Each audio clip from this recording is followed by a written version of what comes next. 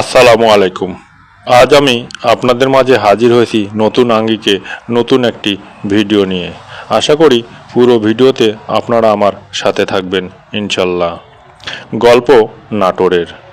এক ভাই তার পরিবারের মুখে হাসি ফোটানোর জন্য সে সয় সম্বল জায়গা জমি যা ছিল সব বিক্রি করে তিনি পাড়ি জমান প্রবাসে, অর্থাৎ সৌদিতে ভিসা জটিলতার কারণে তাকে দেশে ফিরে আসতে হয় নিঃস্ব হয়ে, খালি হাতে।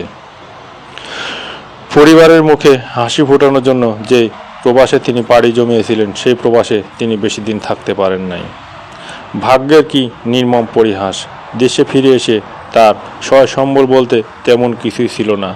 মাত্র 2টা ভেড়া ছিল বাসায়। এই ভেড়া দুটোই তাকে স্বপ্ন দেখিয়েছে। এই ভেড়া দুটি দিয়েই তিনি একটি খামার গড়ে উঠেছেন। পারিবারিক এই খামার থেকে তিনি আস্তে আস্তে এখন প্রায় 70 থেকে 80টা ভেড়ার মালিক। তার এই গল্পের পিছনে তার পরিবারের অনেক অবদান আছে, অর্থাৎ তার সহধর্মিণী তাকে অনেক সাহস জুগিয়েছেন এই ভেড়ার খামারে। তার সহধর্মিণী তাকে বিন্দু পরিমাণে ভেঙে পড়তে দেন নাই। তিনি সবসময় পাশে থেকেছেন এবং তাকে সাহস দিয়েছেন। তার সাথে কথা বললাম আমি নিজেই, এবং তার কষ্টের কথাগুলো শুনে নিজের চোখের পানি আর ধরে রাখতে পারলাম না। তিনি কোনোদিন অন্যের বাড়িতে কাজ করেন নাই, কিন্তু প্রবাস থেকে যখন ফিরে আসেন তার সয় সম্বল বলতে যখন কিছু ছিল না, তখন তিনি কষ্ট করে অন্যের বাড়িতেও কাজ করেছেন আর এই 2টা ভেড়া দেখাশোনা করেছেন। বেশি দিন আগের কথা নয়, মাত্র 2 বছর আগের কথা। 2 বছর আগের এই 2টা ভেড়া থেকে তিনি 80টা ভেড়ার মালিক হয়েছেন। বিশাল একটি ব্যাপার। যাই হোক, তার এই সফলতা আমিও মঙ্গল কামনা করি। তবে তার মতো হাজারো প্রবাসীর জীবনে অনেক কষ্টে জড়িয়ে আছে এইরকম, বাট হয়তো কিছু কষ্ট আমরা জানিই না বা অনেকে জানার চেষ্টাও করি না।